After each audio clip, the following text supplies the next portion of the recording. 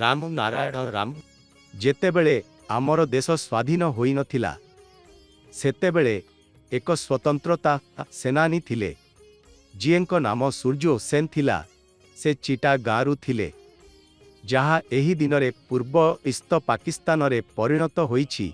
ଯେତେବେଳେ ସେମାନେ ଫାଶୀ ଦିଆଗଲେ ସେତେବେଳେ ବାଲକ ବ୍ରହ୍ମଚାରୀ ଜେଲର ବାହାରେ ହିଁ ଦାଣ୍ଡାଇଥିଲେ। ସେମାନେ ଫାଶୀ ପରେ ସେମାନଙ୍କର ଆତ୍ମାକୁ ତାଙ୍କର ହାତରେ ଧରି ତାଙ୍କର ଉଦ୍ଧାର କରିଥିଲେ। ଯେତେବେଳେ ନଥୁରାମ ଗୋଡ଼ସେ ମହାତ୍ମା ଗାନ୍ଧୀ ଉପରେ ଗୁଳି ଚାଲାଇଥିଲେ ସେମାନେ ମୁକ୍ତି ପାଇଲେ। କିନ୍ତୁ ଗାନ୍ଧୀଜୀର ପୁନର୍ଜନ୍ମ ଏକ ମେଣ୍ଡକର ରୂପରେ ହୋଇଥିଲା ଓ ଯେତେବେଳେ ଜବାହରଲାଲ ନେହରୁଙ୍କର ମୃତ୍ୟୁ ହୋଇଥିଲା ସେମାନଙ୍କର ପୁନର୍ଜନ୍ମ ଏକ ଚୁହା ରୂପରେ ହୋଇଥିଲା। ଗାନ୍ଧୀଜୀ ଓ ନେହରୁଜୀଙ୍କୁ ଏହି ଜନ୍ମ ଏକ ସଜା ରୂପରେ ମିଳିଥିଲା।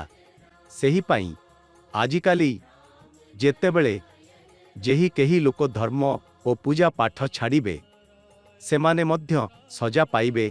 ଏହିପରି କୌଣସି ବ୍ୟକ୍ତି ଏକ ଦିନରେ ତାଙ୍କର ଧର୍ମ ଓ ପୂଜା ପାଠ ଛାଡ଼ିବାକୁ କୁହାଯାଉନି। ସେମାନେ ମାତ୍ର ଶୋଇବା ପୂର୍ବରୁ ରାମ ନାରାୟଣ ରାମର ଜାପ କରିବାକୁ କୁହାଯାଏ। ଯଦି ଆପଣ ରାମ ନାରାୟଣ ରାମର ଜାପ ଓ ଧ୍ୟାନ ନାହିଁ କରିବେ ତେବେ କୌଣସି ଧର୍ମ କୌଣସି ଭଗବାନ ଆପଣଙ୍କର ଉଦ୍ଧାର କରିପାରିବେ ନାହିଁ।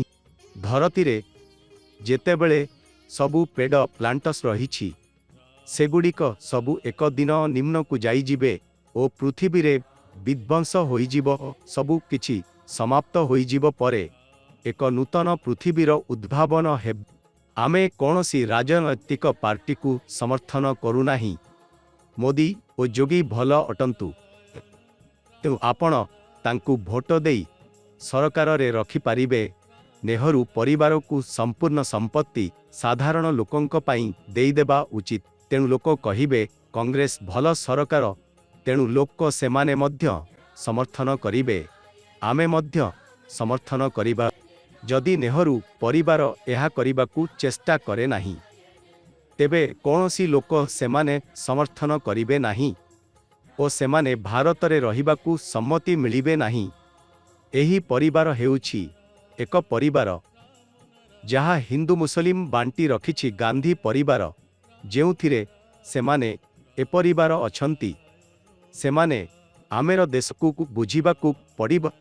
ଯେଉଁ ଲୋକଙ୍କ ପାଖରେ ଶୋଷଣ ଶିଳ୍ପ ଅଛି ସେମାନେ ସମସ୍ତଙ୍କୁ ରିଜର୍ଭ ବ୍ୟାଙ୍କରେ ଫେରାଇ ଦେବା ଉଚିତ।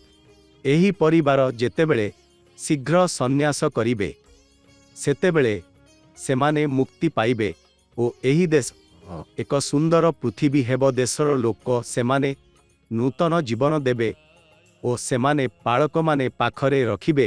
ଆପଣ ଶଙ୍କର ସରକାରକୁ ଡାକିବେ, ସେମାନେ ଆପଣଙ୍କୁ କହିବେ କ'ଣ କରିବେ ଓ କ'ଣ କରିବେ ନାହିଁ।